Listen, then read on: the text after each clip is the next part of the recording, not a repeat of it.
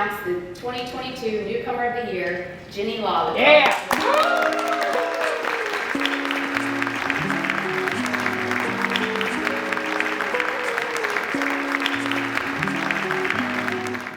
Guys, I'd like to thank you for tuning in today. My name is Paul Smith with 12 Rivers Realty, and it is my absolute pleasure to interview Jenny Law, who just found out that she won the Platinum Top 50's Newcomer of the Year award. So Jenny, thank you for taking time to sit down with me today. Yeah, thanks for having me. Absolutely. Jenny, I was doing some research and there was about 3,000 new agents last year in the city of Austin. And it seems like everybody is becoming an agent right now as they're seeing a lot of success. And I think specifically people like yourself who are getting in the business and just having amazing success. And so one, congratulations for that. Thank you. And two, I would love to kind of, hear a little bit about that success and kind of your backstory. Because I've seen your work ethic and your hustle and the things that you've done. And I've seen other people with a similar hustle, but they've never had that level of success. So I would love to, kind of hear a little bit about yourself. Yeah, so my husband, Jimmy and I, we moved to Austin about 7.5 years ago with the goal to start a family. We were originally from New York, and the prices in New York was just astronomical. Yeah, for sure. I remember coming to Austin during my college years and really enjoyed it. So I thought, why don't we just look online and see what we can get for money in Austin? And that prompted us to move here. So when we moved here, our goal was to start a family. For sure. 5 years later with 2 little ones, 5.5 years later with 2 little ones, we accomplished that goal. Right. So I thought, what is the next step? And real estate has always been something that's been on my mind and that I always wanted to try out. Sure. So that's why once my second child was old enough to be in preschool, I decided, why not? Now or never. Absolutely. That's great. What was it about real estate that drew you to it? We moved here without any family and friends in Texas. A huge drive for me was to just be out there and meet people and explore the city. Being in real estate was exactly that. I got to explore the different areas of Austin. I got to meet so many different people, whether it's people who are moving here or people who grew up here. And I met so many amazing realtors as well, which was great. I have to say that I'm just really impressed with the real estate community here, because unlike what you see on TV where everybody's just competing with each other and it's like a dog-eat-dog world, it's amazing how collaborative everybody is. I don't know, to me it was really humbling. And I agree. I think as I speak to agents that are in different markets from LA, New York, Miami, Vegas, a lot of times they'll say how it's just so competitive, right? And in my experience, at least with the folks that seem to be at kind of the top in Austin, it's super collaborative, right? Everybody's like, how can we help each other? Kind of a rising tide, rises ships. I'm super grateful that seems to be the Austin way. And it also kind of seems to be the sentiment of Austin, right? I think the people, everyone loves Austin, but I think it's the people that make the city at the end of the day. And so I feel like as agents, we're kind of stewards of that. And we are kind of hosts to folks that come in.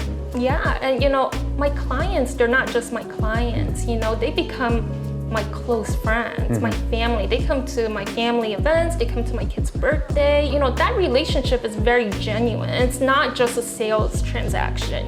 We really do become part of each other's lives, and I just absolutely love that, and it's very fulfilling. And that's great because there's so many different business models within real estate. There's folks that pay for leads and work on web leads, and then there's other ways where you're kind of working your sphere of influence. And at the end of the day, I don't view that we're in real estate to sell real estate. We're in the relationship business. And it sounds like that's something that you've done really well, has been able to really kind of nurture those relationships. And I bet that's a big reason why you're so successful. Yeah, I think so, because I am on my client's side, no matter what. I have their back 100%. It's never about the commission. It's never about how big the deal is, whether they're buying a multi-million-dollar home or a $200,000 home. That doesn't really exist anymore. But, it doesn't matter. They get the same amount of attention, same kind of treatment. I have their back 100%. And it just becomes a friendship at the end of the day. phenomenal. And what would you say is your, if you have all these different kind of lead sources and whatnot, and in real estate starting out, I think one of the things folks say is it's really hard to get people to trust me to represent them on maybe one of the biggest purchases of their lives ever.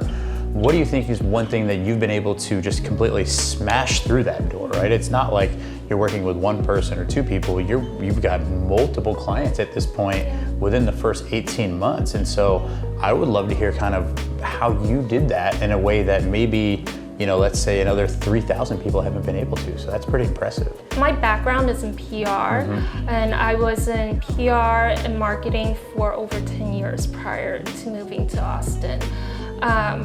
One of the most important things, I think, is to be knowledgeable about your field and about your industry. So I always stay on top of industry news.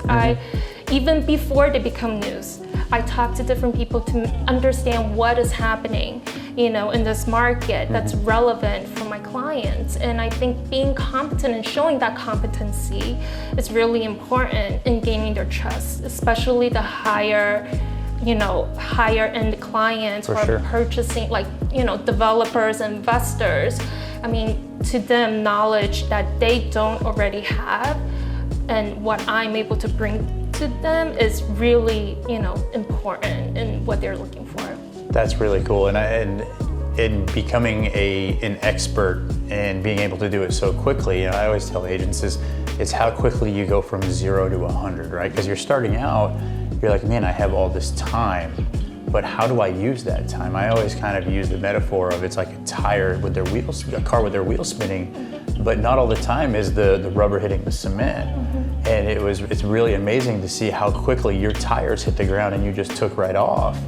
And so you mentioned kind of different, maybe like news articles or websites. What would you say would be like the top 2 places that you were like, this is the best place for me to go to pick up news on, maybe, for example, Samsung coming in or Tesla coming in? Or what would you say is kind of your, I don't want you to give away the farm on this, but what would be your number one? For me, I love the Austin Business Journal, but then it's also going to people that I know that's in the field and talking to them specifically about that commercial developer stuff like that. I mean, it's exactly that. I have the Austin Business Journal that I have a subscription for, and I'm just constantly meeting people in the industry, not just realtors, but lenders, but developers, but builders, and anybody that is involved in real estate. I'm constantly meeting with them and getting different knowledge, a lot of it that's not really out in the news, because at the end of the day, once it's out in the news, it's too late. For sure. So I always try to get that information before it becomes public. That's really cool. You mentioned lenders and insurance and say title. Do you view kind of like B2B as a lead resource, or is that something that you would suggest people reach out to, as far as reaching out to your lender and saying, look, I'm sending you business, you should send me business as well? Is that something that you kind of think at all, or? No, not at all. The people that I refer my clients to need to be the best. Sure. It's all about who can provide the best services for my clients. Absolutely. I don't really, request lead generation or anything in return. Sure. As long as they take care of my clients and do their 100% due diligence, then that's who I use. We were talking before we came on camera about this being a hobby. Yeah. Wow, I need to learn how to monetize a hobby like you did. At the end of the day, that's absolutely phenomenal. Yeah, I mean, I'm still trying to get a hang of what's happening, because it doesn't feel like work to me. Yep. So getting this award is just mind-blowing, because I'm just like, how did this all happen? I've just been having fun this entire time. But I think, part of it is also, I feel like my success comes from the fact that I really enjoy what I do. It's not work for me. One question is, where do you, this is your first 18 months to 2 years in the business, and that's been great. Looking out now, right? Looking out 2 years, 5 years, 10 years, as this hobby grows, where do you see yourself? You know, what's next for you? The next step is I want to start building a team because I do have a lot of business coming, luckily, you know, I have a lot of business coming in. I do think that the next step is to expand and start building a team. For sure. I do want to expand to Dallas and Houston because I do have a lot of network like in those two cities as well. And because of that, I have a good understanding of those two cities and the market. Obviously, home base would still be here in Austin. For sure. But for me to get, and you know, that's like whenever that happens, right? But the next step is really to just get more, like get a team, start a team here. Yeah. Absolutely. And then, you know, lastly, at 12 Rivers, we do a lot of things with different charities and whatnot. You know, what would be one initiative or one charity that you are about that maybe we can help try to support? Yeah, so Safe Austin has been the charity that, you know, so every transaction between June and December of this year, a portion of that is going to Safe Austin. That's amazing. Yeah. What an absolute great cause. And for those that might not know, can you talk a little bit about Safe and what they do? Yeah, it's a charity that helps victims of domestic abuse. It's mainly women and children. For sure. And you know, the funny thing is, like, I'm on Facebook. I'm part of this like Austin Moms Network. Yeah. And I constantly see, like, and sadly and unfortunately, I constantly see mothers posting on that page being like, listen, do not, you know, anonymously, right? And they'll be like, I'm in a really difficult situation right now because, you know, my relationship with the baby's father is not that great, but you know, it could just range from just not, you know, butting heads to abuse, right? Physical abuse.